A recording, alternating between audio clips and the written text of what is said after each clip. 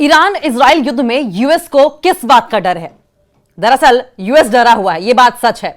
और वो इसलिए क्योंकि ट्रंप खामनेई पर दबाव डाल रहे हैं और खामनेई झुकने को तैयार नहीं है। गाजा युद्ध के बाद से ही सभी को डर था कि कहीं गाजा युद्ध की चिंगारी पूरे मिडिल ईस्ट में ना फैल जाए। आखिरकार इस युद्ध की चिंगारी जो है, इस वॉर की चिंगारी जो है, वो मिडिल ईस्ट तक फैल ही गई।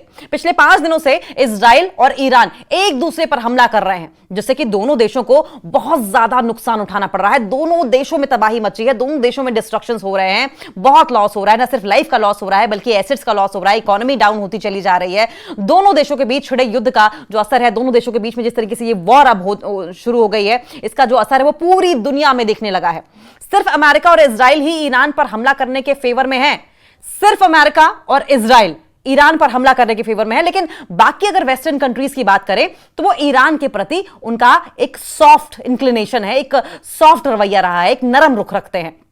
G7 मीटिंग में इजराइल और ईरान संघर्ष विराम का एक मसौदा तैयार किया गया था, एक प्रपोजल तैयार किया गया था, लेकिन अमेरिकी राष्ट्रपति ट्रंप ने इस पर साइन नहीं किए और G7 मीटिंग को बीच में ही छोड़कर वापस अमेरिका चले गए। और इसके बाद ट्रंप ने ईरान को धमकी दी कि जब तक ईरान अपना परमाणु कार्यक्रम खत्म नहीं करता है तब तक उसके साथ कोई समझौता नहीं होगा। यानी कि इस बयान से एक बात तो साफ है कि अब अमेरिका इस युद्ध में एक इंपॉर्टेंट रोल निभाने की ठान चुका है। न जाने क्या करना चाह रहा है अमेरिका। एक तरफ कहता है कि युद्ध रोक दो, पीस टॉक्स पे बात करो, समझौता कर लो, दूसरी तरफ खुद ही युद्ध में कूद पड़ा है। दावा इस बात का किया जा रहा है कि अमेरिका और इजराइल मिलकर ईरान पर हमला करेंगे, अमेरिका इजराइल मिलकर ईरान पर अटैक करेंगे। लेकिन middle east council on global affairs के विशेषज्ञों ने, एक्सपर्ट्स ने यह दावा किया है कि रिपोर्ट पढ़कर आप चौंक जाएंगे। इस युद्ध में अमेरिका को भारी नुकसान होगा। देखिए, अमेरिका अगर इस युद्ध में कूदता है तो जाहिर है अमेरिका को भारी नुकसान उठाना पड़ेगा। कैसे? सुनिए जरा। Middle east council on global affairs के विशेषज्ञों का यह कहना है, एक्सपर्ट्स ये कह रहे हैं कि राष्ट्रपति डोनाल्ड ट्रंप की धमकियां सिर्फ और सिर्फ मनोवैज्ञानिक युद्ध का हिस्सा हैं।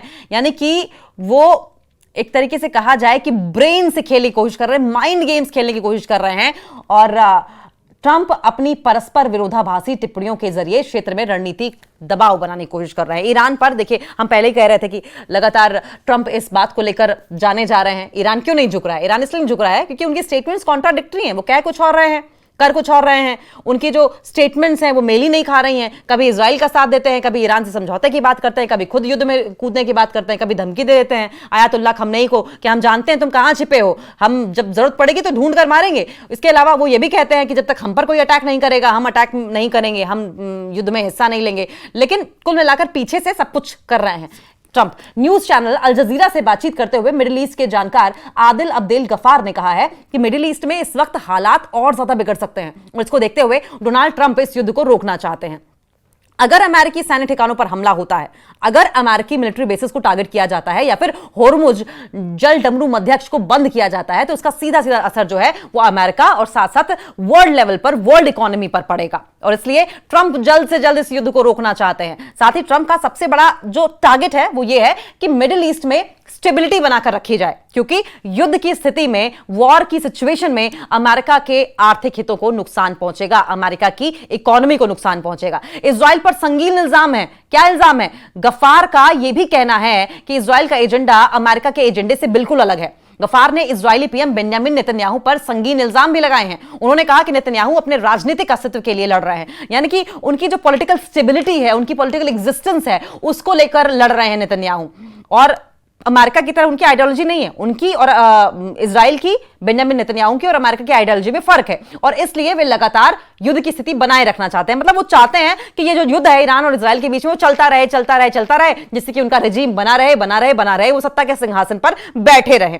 गफार ने यह भी दावा किया कि इजराइल की रणनीति सिर्फ ईरान के खिलाफ कार्रवाई तक सीमित नहीं है। यानी कि इजराइल सिर्फ ईरान तक एक्शन नहीं लेना चाह रहा, सिर्फ ईरान तक वो वॉर तक सीमित नहीं रहेगा, बल्कि इसका जो टारगेट है वो गाजा में मानवीय संकट से दुनिया का ध्यान भटकाना भी है।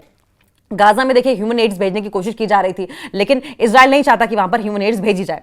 अगर ऐसा ही चलता रहा तो इस युद्ध की चपेट में पूरा विश्व आ सकता है, वर्ल्ड वॉर की सिचुएशन बन सकती है। तो ईरान एक प्राइम टारगेट है, लेकिन साथ साथ पूरी दुनिया का ध्यान गाजा पर ना जाए। गाजा में ह्यूमैनिटेरियन एड पहुंचाने की जो कोशिश हो रही है, वहां पर इजराइल जिस तरीके से लोगों को मार रहा है, उस पर दुनिया की नजर ना हो, क्योंकि अभी भी देखिए इजराइल को बैकलैश झेलना पड़ा था। बाकायदा फ्रांस ने इजराइल को सुनाया था, ब्रिटेन ने अपने ट्रेड जो एग्रीमेंट थे वही खत्म कर लिए थे इजराइल के साथ में, और इजराइल की बहुत थूथू हुई थी। और यही वजह है कि एक तीर से दो निशाने साधना चाहता है इजराइल। एक तरफ ईरान के साथ लड़ाई करना, ईरान को अनस्टेबल करना, खamenei को सत्ता के सिंहासन से उखाड़ फेंकना, दूसरा गाजा से दुनिया का ध्यान भटकाना। लेकिन जिस तरीके से युद्ध छिड़ रहा है, बढ़ रहा है, कहीं ऐसा ना हो कि विश्व युद्ध, तीसरे विश्व युद्ध की नौबत आ जाए। डर बस इसी बात का है।